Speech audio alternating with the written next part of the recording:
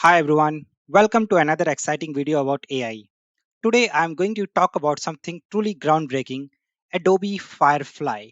This is new family of creative generative AI model that is going to change the way we create and design. So without further delay, let's dive in and explore the incredible world of Adobe Firefly. Let's first talk about how to get the access for this. So you can go to firefly.adobe.com. You can fill out this request access form. This is on first come first serve basis. So early you fill, the chances are that you will get a early access, right?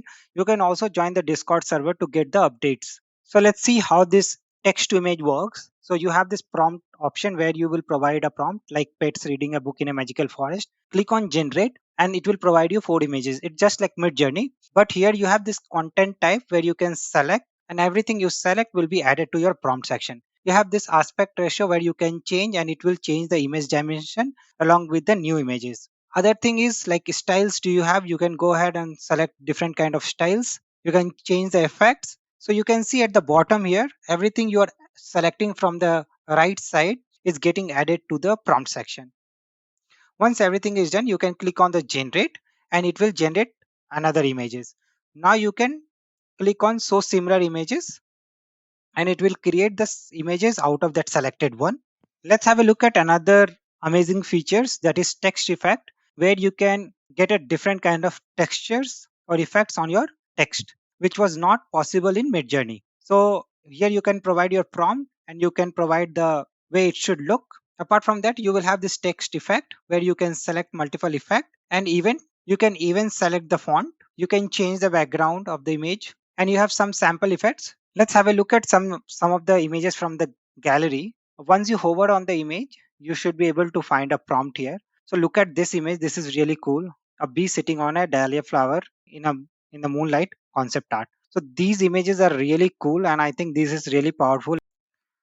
So let's look at this one. This is even amazing. Look at this vector art, a lion face vector look, geometric.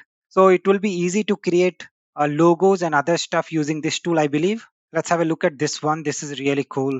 A flower made of galaxy of a star under the water, digital art.